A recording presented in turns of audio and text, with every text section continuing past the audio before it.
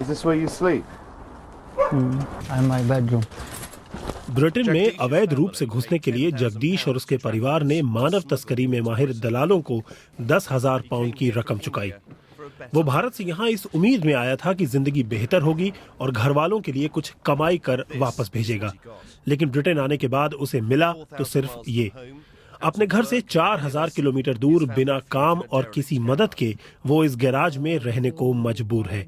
जब मैं भारत से यहाँ आया तब मुझे कहा गया था कि जिंदगी बहुत ही बेहतर है।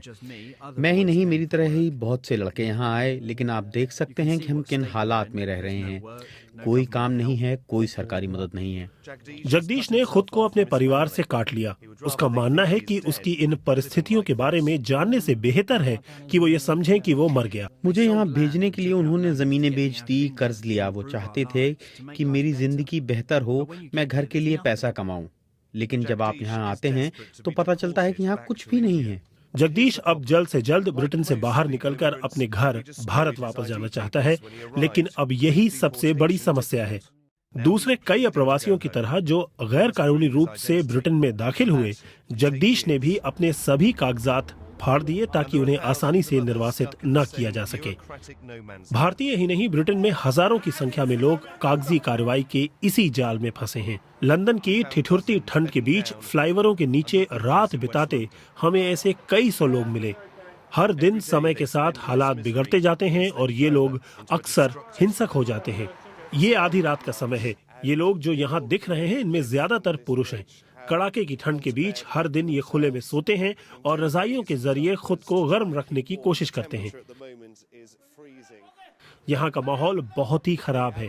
इनमें से कई लोग खुलेआम नशीली दवाओं का सेवन करते हैं और दिन भर शराब पीकर रात बिताने यहाँ आए हैं। 21 साल के जसपाल को चोरी के जुर्म में गिरफ्तार किया गया। अब ये सड़कें ही उसका घर है। उन लोगों ने जब मुझे गिरफ्तार किया तब भी मैंने उनसे कहा कि मुझे मेरे घर भेज दो, क्योंकि मेरे पास न कोई पासपोर्ट है न पैसे। नशीली दवाएं खरीदने के लिए आपको पैसे कहाँ से मिलते हैं? चोरी करके। अगर मैं नशीली दवाएं न खाऊं तो इतनी ठंड में बाहर नहीं सो सकता। इन लोगों के पास गैर सरकारी संगठनों और अपने समुदाय की ओर से मिल रही मदद के अलावा जीने का कोई दूसरा विकल्प मौजूद नहीं। इन लोगों के मामले हमें पता हैं, लेकिन इनके कागजात लंबे समय से भारतीय उच्चायोग के पास लंबित हैं। भारतीय उच्चायोग को इनकी पूरी जानकारी यूके बॉर्डर एजेंसी और दूसरी एजेंसियों से लेनी है। यानी मामला उलझा हुआ है। हर किसी को एक दूसरे के साथ मिलकर काम करना होगा। भारतीय उच्चायोग और यूके बॉर्डर एजेंसी का कहना है कि कागज न होने के कारण इन लोगों की असल पहचान स्थापित करना एक पेचीदा काम है। सरकार की ओर से इन लोगों को जल्द से जल्द बाहर निकालने की कोशिशें जारी हैं। साल 2011 में 7,000 से ज्यादा भारतीयों को स्वैच्छिक रूप से निर्वासित किया गया। और वो लोग जो आज भी ये समझते हैं कि ब्रिटेन नए से नए अवसरों और नौकरियों का खजाना है, उनके लिए जगदीश के पास सिर्फ एक ही संदेश है। पागल नहीं, उन्होंने जो लोग ऐसा सोच रहे हैं वो पागल हैं। उन्हें मेरी कहानी देखना चाहिए और ये जानना चाहिए कि यहाँ कैसे हालात हैं। लेकिन जब तक ये लोग अपने देश वापस नहीं लौटते, तब तक जगदीश और उनके जैसे हजारों नौजवानों के लिए ये हालात ही जिंदगी की असल सच्चाई है। Chris Rogers, BBC news, London.